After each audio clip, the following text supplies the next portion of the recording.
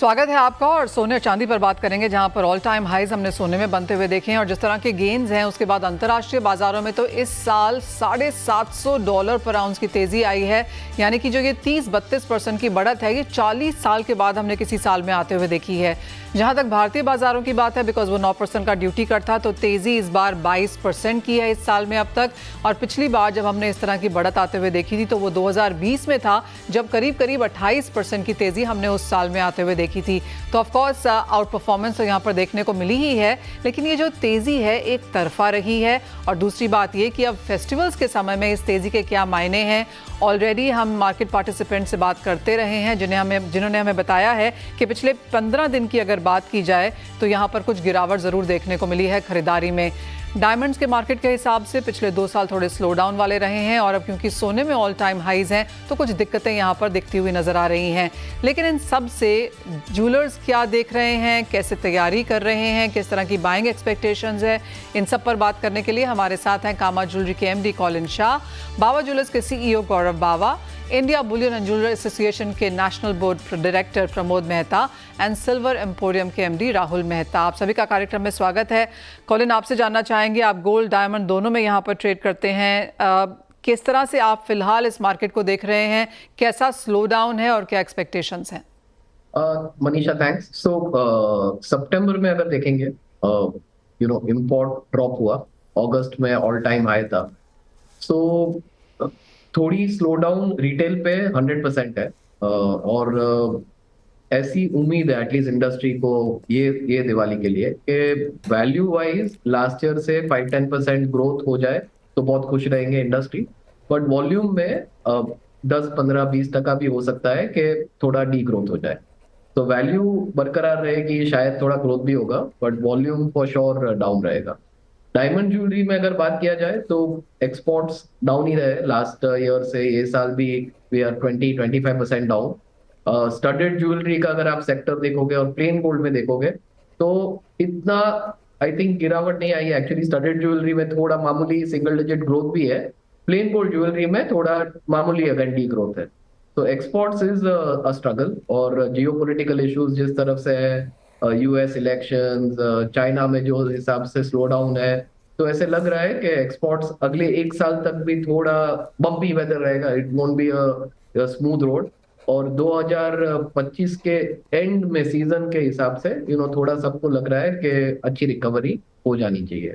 But India value wise flat, volume wise definitely degrowth. Okay Colin, अगर इस तरह का एक्सपेक्टेशन है, जहां पर already jewellery as an industry देख ही रही है कि ये क्वार्टर हल्का सा वीक जा ही सकता है, तो क्या एक्सपेक्टेशंस हैं? हर बार जब हम देखते हैं चैलेंजेस जब होते हैं तभी नए इनोवेशंस और नए स्कीम्स और नए ऑफर्स और नई चीज़ें भी यहाँ पर इंडस्ट्री करती है, तो अब इंडस्ट्री क्या कर रही है? अब इंडस्ट्री जो आई थिंक जो एक बड़ी चीज हो रही है और जो एक नया ट्रेंड आया, हमारी इंडस्ट्री लास्ट 4-5 साल से आप देखोगे तो बहुत सारे बदलाव आए। पहले डीमोनेटाइजेशन हुआ, उसके बाद जीएसटी का एक बड़ा डिसरप्शन आया, और तीसरा डिसरप्शन जो हमारे वहाँ आया वो हॉलमार्किंग का था। हॉलमार्किंग वाइल एक तरह से डिसरप्शन भी था, बट एंड में अल्टीमेटली गोल्ड कंज्यूमर के लिए और इंडस्ट्री के लिए बहुत अच्छा स्टेप रहा, क्योंकि एक कॉन्फिडेंस कैटेगरी में बहुत बढ़ गई। और वो जो कॉन्फिडेंस बढ़ा उसके कारण जो आज इन्वेस्टमेंट की बाइंग हो रही है चारों तरफ, वो एक बहुत अच्छा पॉजिटिव स्टेप रहा। अब जो इंडस्ट्री को करना है, क्योंकि ट्रेड रेगुलराइज हो गया है, जीएसटी और हॉलमार्किंग जो 2 चीज गवर्नमेंट ने की, उसके कारण ऑर्गेनाइज ट्रेड का जो एक ग्रोथ होना था अपने देश में वो काफी हो गया लास्ट 3-4 साल में। All the organise players have grown double digit और हाई डबल डिजिट। आईपीओ हो रहे हैं, सबका स्केल बढ़ रहा है, नए मॉल्स बहुत सारे खुल रहे हैं, स्पेशली इन बीसी टाउन्स। तो जो डिस्ट्रीब्यूशन है इंडिया का, वो जो पहले था 4-5 साल पहले, वो बहुत बड़ा है। और हाई स्ट्रीट से थोड़ा बदल के, हाई स्ट्रीट पे तो ग्रोथ हो ही रहा है, but mall, alternate distribution, omni channel भी काफी चालू हो गया है। बट हैविंग सेड दैट, आपका सवाल का जवाब ये है कि ये साल जो एक बहुत आई थिंक ऐसे दिख भी रहा है IIJS हमारे शोज में, और आप रिटेल की कोई स्टोर जाएगा तो डिजाइन और इनोवेशन जो प्रोडक्ट का है वो अभी फोकस थोड़ा और शार्पन हो गया है। क्योंकि अभी देखो, सबका सोना अगर आज 18 कैरेट है तो सबका सेम है, रेट लगभग सबका सेम है, मेकिंग चार्जेस में थोड़ा फर्क है बट इतना फर्क नहीं है। तो मेन डिफरेंशिएशन, अच्छा स्कीम्स भी, no making charge etcetera etcetera, सबकी स्कीम्स बहुत सारी आ गई है, सबके इंस्टॉलमेंट स्कीम भी सब रिटेलर के तरह तरह से है। तो ये साल जो बड़ा एक एज रहेगा इस डिजाइन डिफरेंशिएशन। All right, तो innovations and in some sense customer care, the whole overall experience, design, ये चीज़ें हैं जो यहाँ पर इस बार consumers को रिझाएंगी, क्योंकि बाकी सारी चीज़ें तो जैसे कॉलिन ने कहा ऑन द सेम साइड ही हैं। गौरव, आप कैसे देखते हैं, दिल्ली के क्या हाल हैं? शादियाँ बहुत सारी हैं पर वो नवंबर दिसंबर में आगे जाकर हैं। क्या लोग सोना खरीद रहे हैं इन करंट लेवल्स पे, और अगर नहीं तो आप क्या कोशिशें कर रहे हैं? नमस्कार जी, थैंक यू। देखिए, दिल्ली के हाल तो अच्छे ही हैं। मौसम भी पहले से काफी प्लेजेंट है and in terms of business if we talk, चीजें काफी अच्छी चल रही हैं। वॉकिंग्स ठीक है, आज थोड़ा सा आई वुड से आज थोड़ा सा स्लो है मॉर्निंग से, but if we compare last 2 weeks they have been really good. Decent sales हैं, वॉकिंग भी अच्छा है, कन्वर्जन भी अच्छा है, गोल्ड की सेल भी अच्छी है, डायमंड ज्वेलरी की भी अच्छी है। In fact lab grown is also picking up quite well, so everything is doing really really wonderful. Gaurav, अगर नंबर से इसको कंपेयर करें कि जो एक्सपेक्टेशन थी मार्केट में उस लिहाज से, जैसे आपने कहा कि गोल्ड भी है, डायमंड भी है, स्टडेड भी है, लैब ग्रोन्स भी है, कौन सी कैटेगरी बेहतर कर रही है? Personally speaking at our store सारी की सारी ही अच्छी कर रही है। I was just comparing it today itself. आज सुबह में बैठ के सब, मतलब I do year on year check for every month and every week as well. So उसमें मेरे को तो गोल्ड ज्वेलरी के अंदर I could see a jump of around 35%। Diamond, natural diamond, if we talk about the traditional diamonds, so that was up by around 25%. Lab grown, we were there last year as well in the same month, and we are doing almost 50% up on the lab grown as well. सो आपके overall portfolio का 30% अब lab grown हो चुका है गौरव। Last year ये कितना था? It's not 30%, 30% नहीं हुआ है. So I said there is a jump of around 50% in the lab grown diamond jewelry sale, what we had Demand, last अच्छा, year okay. जो था. Yeah, so total contribution lab grown हमारी total turnover का approximately 7 to 8% है, Okay. which is a very decent amount if we talk about gold jewelry portfolio, because we do close to around 70% of जितनी हमारी cell आती है 70% वो आती है गोल्ड डोमिनेटेड होती है, 20% 20 to 22% is the traditional diamonds what we sell, and then around 7 to 8% हमारी उसकी होती है lab grown diamonds की. इनफैक्ट ऑफरिंग की अगर बात करें, so we've been selling everything at flat 8.9% making charges, and we make sure जो भी कस्टमर वॉक इन होते हैं उनको हम सब चीज़ वेरीफाई कराते हैं। जैसे भी कॉलिन जी कह रहे थे दैट हॉल मार्किंग के बारे में बात कर रहे थे, so we created a system, हम कस्टमर को हर एक चीज़ हॉल मार्किंग HUID वेरीफाई कराते हैं। सो वी आस्क देम कि आप अपनी हॉल मार्किंग की जो साइट है BAS की एप्लीकेशन डाउनलोड कर लीजिए और उसको वेरीफाई करा देते हैं। इनफैक्ट पहले हमने माइक्रोस्कोप्स लगाए थे अपने स्टोर पे, बिकॉज BAS पहले रिकमेंड करते हैं कि आप उसको मैग्नीफाइंग ग्लास से दिखाएं, बट मैग्नीफाइंग ग्लास से कस्टमर के लिए देखना इज नॉट ईजी। एक ज्वेलर होता है वो तो फिर भी देख लेता है, ने उसके लिए इंस्टॉल कर दी है अपनी शोरूम में microscopes with LED display on top. So हमने एनवायरनमेंट को फिर अब कस्टमर को भी ये सिखाते हैं कि आप हॉल मार्किंग चेक करके लें, आप जहां से भी लें। इट्स नॉट नेसेसरी कि आपको बाबा ज्वेलर से ही खरीदना है, आप जहां से भी खरीदें हॉल मार्किंग वेरीफाई करके फिर लें। Absolutely. फिर उसको डीप थिंकिंग करी, then we came up with another idea कि हमने कस्टमर को बोला अपने फोन से ही डायरेक्टली जूम करके फोटो क्लिक कर लीजिए हॉल मार्किंग की, स्टैंप की, और फिर भी नहीं अच्छे से दिख रहा तो और जूम करके उसको BAS एप्लीकेशन पे डाल के वेरीफाई करें कि हॉलमार्क है कि नहीं। जी Gaurav ji, as is said, educating a customer means acquiring a customer. Obviously वो एक चीज़ हमेशा यहाँ पर सपोर्ट करती है, कंफर्ट भी करती है। प्रमोद जी, ये सवाल आपसे है, आपको कैसे लगते हैं मार्केट्स और किस तरह से आप प्रमोट कर रहे हैं बिजनेस को, क्योंकि थोड़ी दिक्कतें तो यहाँ पर हैं जिस तरह से भाव लगातार बढ़ते जा रहे हैं? नहीं, बेसिकली देखिए, रेट का इफेक्ट तो सभी जगह एक बार अनसर्टेनिटी रहती है तो सभी को थोड़े दिन प्रॉब्लम आती है। क्योंकि हम B2B इंडस्ट्री में हैं और ऑल ओवर इंडिया में सभी रिटेलर को ज्वेलरी सप्लाई करते हैं, तो सभी रिटेलर बहुत अच्छे से उनकी तैयारी कर रहे हैं। क्योंकि एक जो रेट फैक्टर है उसको वो कंसीडर करते हुए अभी लाइट वेट ज्वेलरी के वजन जो है वो हल्का हो, ज्वेलरी में फैलावट उतनी हो, उस तरह की ज्वेलरी ज़्यादा अभी पसंद कर रहे हैं, ताकि कस्टमर जो जिस तरह से पहले एंजॉय करता था ज्वेलरी को कि भी हमें 100 ग्राम में बड़ा नेकलेस चाहिए या 50 ग्राम में बैंगल चाहिए, तो हमने उसी को 60 ग्राम 70 ग्राम में बना के और कस्टमर के लिए उसी तरह की व्यवस्था की, जिससे वो कस्टमर उस ज्वेलरी को कम वजन में भी उतना ही पहन के और उसका शौक पूरा कर सके। तो अभी जो रिटेल शोरूम्स हैं वो ज़्यादा रिटेल फोकस कर रहे हैं वेडिंग ज्वेलरी के ऊपर, और वेडिंग ज्वेलरी बहुत अच्छा बिक रहा है, पर उसमें वजन थोड़ा हमें कम करना पड़ रहा है। ऑल राइट, तो यानी कि लाइट वेट ज्वेलरी लेकिन फैलावट वाली ज्वेलरी की यहाँ पर प्रिपरेशन ज़्यादा होती हुई नजर आई है। और ऑफ कोर्स ये भी एक फीडबैक है कि 22 नहीं तो 20 नहीं तो 18 कैरेट की ज्वेलरी भी यहाँ पर काफ़ी ज़्यादा बनाने लगी है। एक सेंस यहाँ पर चांदी पे भी लेते हैं। राहुल मेहता हमारे साथ हैं। राहुल, अगर चांदी की भी बात की जाए तो चांदी ने तो गोल्ड को भी आउट परफॉर्म किया है। 34% के गेंस अंतर्राष्ट्रीय बाजारों में 92,000 रुपीज़ केजी के प्राइसेस हमने यहाँ पर अब बनते हुए देखे हैं। लास्ट ईयर का लो मुझे याद है कुछ 54,000 का था शायद, तो अच्छी खासी तेजी उन लेवल से देखने को मिली है।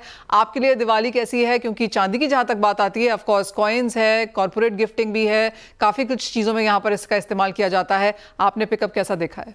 चांदी में हमने स्टोर पे वॉक-इन्स काफी अच्छे हैं, फेस्टिव सीजन से अच्छी बाइंग हो रही है। जो पूजा के बर्तन है या घर के जो यूज करने के लिए चांदी के डिनर सेट्स है, वो सब में डिमांड में जीरो इम्पैक्ट आया। मगर जो मेजर इम्पैक्ट जो आया है गिफ्टिंग डिमांड में आया है। गिफ्टिंग डिमांड इसलिए क्योंकि हर जो आदमी इंसान गिफ्ट करता है उसका एक बजट फिक्स होता है। 5,000 में गिफ्ट देना, 10,000 में देना, 15,000 देना, 20,000 में देना। क्योंकि चांदी की प्राइसेस इतने बढ़ गए हैं कि वो प्राइस रेंज में प्रोडक्ट फिट नहीं हो पा रहा है या वो फैलावटी दिख नहीं रहा है उनको। तो मेजर इम्पैक्ट जो हम लोग ये साल देख रहे हैं वो गिफ्टिंग डिमांड में काफ़ी मेजर इम्पैक्ट आ रहा है। जो फिजिकल कंजप्शन डिमांड है वो अभी भी इंटैक्ट है, लोग खरीदी कर रहे हैं खुद के पर्सनल कंजम्पशन के लिए, कोई उसमें रोक नहीं रही।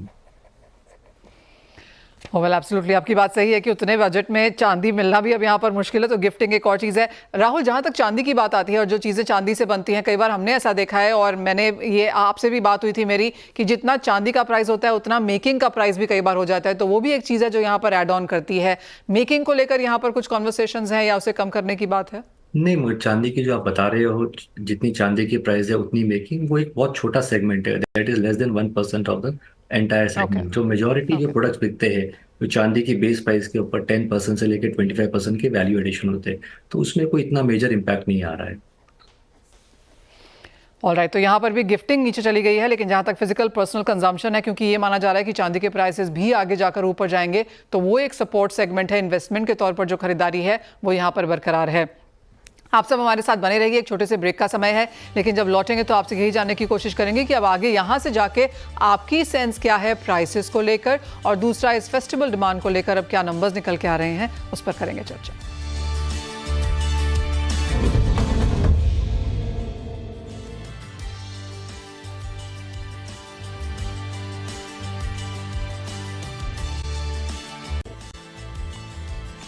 स्वागत है आपका, और हम बात कर रहे हैं यहाँ पर सोने चांदी की, जहाँ पर प्राइसेस में पिछले साल के कंपैरिजन में बहुत ज़्यादा तेज़ी देखने को मिली है।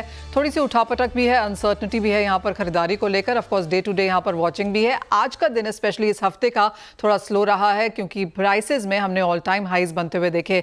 कॉलिन, एक और चीज़ है जो अक्रॉस बोर्ड यहाँ पर बनती हुई नजर आ रही है। ज़्यादातर ज्वेलरी हाउसेस हमें बताते हैं कि 40-45% जैसा जो बिजनेस है ओवरऑल सेल्स का, वो एक्सचेंज के थ्रू भी है। इतने हाई प्राइसेस पे भी बहुत ज़्यादा आउटराइट सेल्स नहीं है, लेकिन एक्सचेंजेस आप कहेंगे बढ़ते हुए नजर आए? नहीं, बढ़ते हुए भी रहेंगे, बट 45-50% हिस्टोरिकली रहा है बहुत सालों से। और अगर देखा जाए तो ये दोनों के लिए अच्छा है। देश के लिए भी अच्छा है क्योंकि इतना ज्वेलरी कंजम्पशन हो रहा है, बट इम्पोर्ट का इतना प्रेशर कम हो जाता है, बिकॉज एक्सचेंज अपना जो ग्रैंडफादर्स गोल्ड बोलते हैं लगभग 100-200-500 साल से हिंदुस्तान में तो सोना रहा है। तो एक्सचेंज के लिए जो खरीदारी करते हैं वो देश के लिए फॉरेन एक्सचेंज पोजीशन से भी अच्छा है। दूसरा, ज्वेलर भी इसमें अच्छा होता है कि वो नया प्रोडक्ट बेच पा रहा है और पुराने पे शायद थोड़ा डिस्काउंट, एक्सचेंज स्कीम में भी थोड़ा मार्जिन रहता है। सो आई थिंक दोनों के लिए विन विन है, और ये जैसे प्राइस बढ़ते जाएंगे वो बढ़ता भी जाएगा। राहुल, चांदी में क्या ये ट्रेंड्स एट ऑल हमने आते हुए देखे हैं, एक्सचेंज के, सेल ऑन हायर प्राइसेस के? ये सरप्राइजिंगली हम लोगों ने लास्ट एक साल में चांदी में एक्सचेंज बहुत कम देखा है। इट इज लेस देन 10%, जो एक सरप्राइजिंग है। चांदी के ऊपरी स्तरों पे हम देखते हैं कि चांदी रिप्लेस करने आते हैं, मगर वो चीज़ देखने में नहीं आई। जो रिप्लेसमेंट भी हो रहा है चांदी के, समझ लो चांदी के बार जिन्होंने स्टोर किए वो बाहर जाके रिप्लेस कर रहे हैं, मगर पुराने बर्तन या रिसाइकिल जो चांदी जो यूज़ की हुई चांदी वापस रिप्लेस करनी, वो काफ़ी छोटा शेयर हो गया। आपने कहा राहुल 10% है अभी, अर्लियर कितना था? एक नॉर्मलाइज नंबर देखें तो नॉर्मल एवरेज 30% के आसपास रहता है, जैसे लास्ट एक साल से हम लोग देख रहे हैं, इट इज अराउंड 10% के आसपास। ऑलराइट, तो क्लियरली हायर प्राइसेस पे कोई बेचना नहीं चाहता, लेकिन क्योंकि सभी को लगता है कि प्राइसेस यहाँ से भी ऊपर जा सकते हैं। अगर हम दिवाली और इस ईयर एंड तक की बात करें तो बाजार मानता है कि यहाँ से भी 2 से 5% की तेजी सोने चांदी में शायद देखने को मिल पाएगी। तो it's never a better day than to buy today. लेकिन आप सभी से एक चीज़ और जानना चाहेंगे। कोलिन, आपसे शुरुआत करते हैं। अगर मुझे गोल्ड लेना है, ज्वेलरी लेनी है, तो आप क्या एडवाइस करेंगे? क्या लूँ, कब लूँ, कैसे लूँ? देखो, गोल्ड खरीदने के लिए कोई अच्छा टाइमिंग ऐसा नहीं है।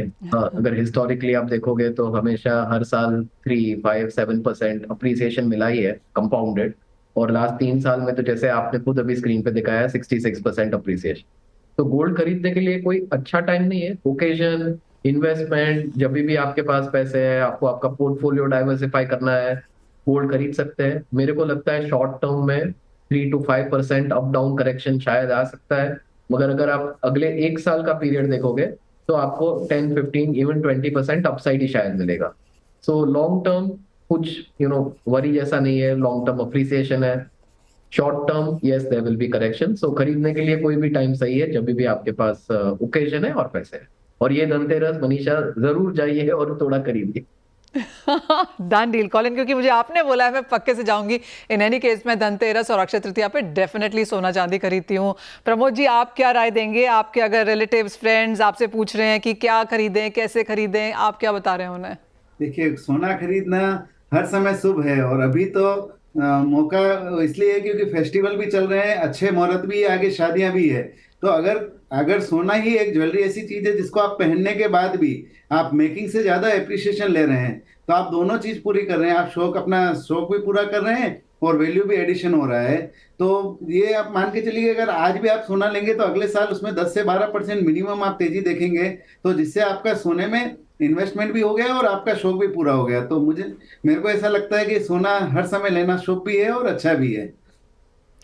जी हाँ, अगर ग्लोबल सेंट्रल बैंक सोना खरीद रहे हैं और ETF में पिछले 3 महीने से लगातार इनफ्लोज हैं, कॉमेक्स के फ्यूचर्स के 4 साल के हाईज के हम यहाँ पर नेट लॉन्ग पोजीशंस देख रहे हैं, तो क्लियरली यहाँ पर तो खरीदना बनता ही है। राहुल, आप कैसे देखते हैं जो करंट लेवल्स हैं? और सभी कह रहे थे लाख रुपए जाएगा। लाख रुपए तो अब 6-7 हज़ार रुपए ही दूर रह गया। हम 92, 93 पे तो यहाँ पर बैठे ही हैं। आपकी क्या सेंस है, कहाँ जा रहे हैं prices? Prices long medium term में हमें लग रहा है कि 1,25,000 तक चांदी आ सकती है, मगर ये लेवल्स इन्वेस्ट करने के नहीं है, बिकॉज वॉलेटिलिटी काफ़ी ज़्यादा रहती है ये प्राइसेस पे, और इसमें नीचे डाउनसाइड रिस्क भी ज़्यादा रहता है, क्योंकि चांदी एक इंडस्ट्रियल कमोडिटी है और हायर प्राइसेस पे इंडस्ट्रियल डिमांड कम होने के चांसेस काफ़ी ज़्यादा है। ऑलराइट, ऑफ कोर्स चांदी में डेफिसिट भी है चौथे साल का, इंडस्ट्रियल डिमांड भी काफ़ी स्ट्रांग है और सभी लोग ये मानते हैं कि चांदी आगे जाके आउट परफॉर्म कर सकती है। अपने ऑल टाइम हाई से बहुत नीचे है, 48 इसका ऑल टाइम हाई है और हम 32 पे काम कर रहे हैं। तो क्लियरली यहाँ से अपसाइड काफ़ी स्ट्रांग है। बहुत शुक्रिया आप सभी का हमारे साथ आज यहाँ पर समय निकालने के लिए, सोने चांदी ज्वेलरी पर हमसे बातचीत भी करने के लिए। आप सभी को फेस्टिविटीज़ की बहुत बहुत शुभकामनाएं। इसी के साथ हमें, लेकिन आप बने रहिए CNBC आवाज़ पर।